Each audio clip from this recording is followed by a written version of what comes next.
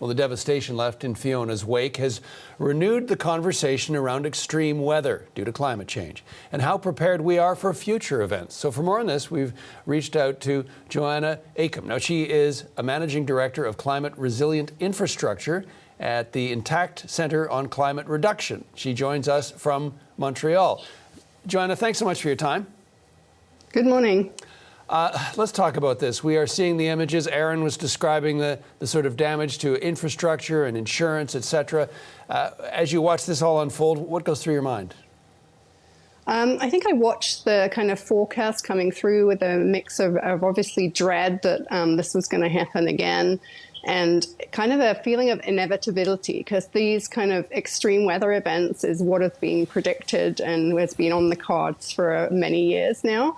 But we still are not quite prepared for them. So it's kind of another sense of urgency that we must do more on this issue. Well, of course, you're not alone in saying we must do more. We're going to talk about this actually on our Sunday conversation tomorrow as well, in terms of when we see these images, we see houses being swept into the sea. What more needs to happen before there is more pressure on arguably governments and others to do more? So, we have maybe four options. So either we need to protect our infrastructure where it is. So we hear a lot about protection. So if for hurricanes, you might think of putting on hurricane ties to your roof, or for extreme heat, you might think of having, kind of sun blinds and shades and all this kind of stuff. But there's a limit to what we can do on a building scale. So we also need to be thinking of other options, like retreating from the most at risk, like coastal areas or areas that are on river floodplains, may not be sustainable to be protected in the long term. So we need to start those difficult conversations. And we need to avoid putting infrastructure in the zones at risk. So we are still seeing building on floodplains. So we need to not do that. And in some places, we might be able to accommodate the risk. So design things so that it will be flooded, but then when the waters recede, it's not a problem, because, you might think about a road that could be flooded, but there's an alternative route. So when the waters recede, things can get back to normal. I guess the question is, when we look at what we're seeing, is there, and presumably also looking at what we're seeing in Florida, is there a sense of how much worse this could be? I think in terms of hurricanes, what we're seeing is an increase in the intensity and severity of hurricanes. So, and actually they're able to move further northwards. So because we have warming seas and warming air, the hurricane systems can actually also hold more water. So we're seeing these intense rainfalls.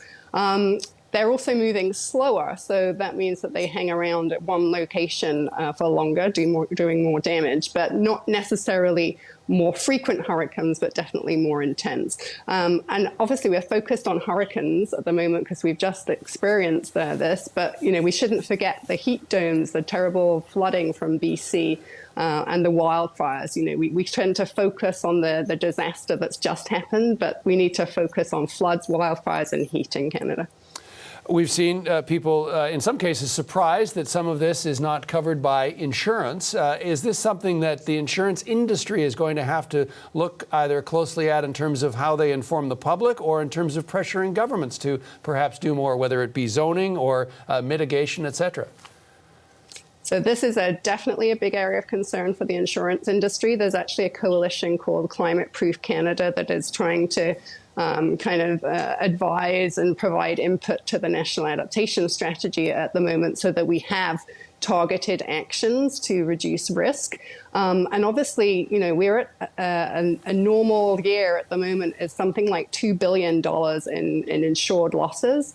And obviously that doesn't count the uninsured losses, which can be 3 to 4 times that. So while climate change is often seen as an environmental issue, it should really be seen more as a financial and a health issue.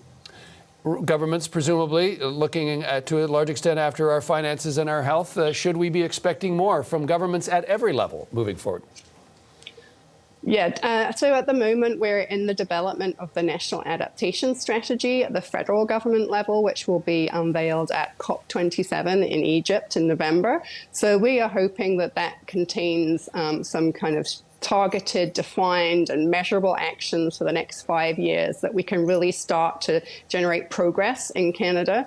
Obviously, there is a limit to the jurisdiction of the federal government, as you said, so we do need all governments to work together in the same direction. And in some cases, that has led to big disparities in how we deal with things like flooding across different provinces. For example, in Ontario, the conservation authorities very much have a lot more resources and done a lot more on flood mapping and flood risk reduction at a watershed scale than in other provinces. Joanna, I want to thank you for your time. Appreciate it. Thank you so much. Joanna Eyquem is with the Intact Centre on Climate Reduction. She spoke to us from Montreal.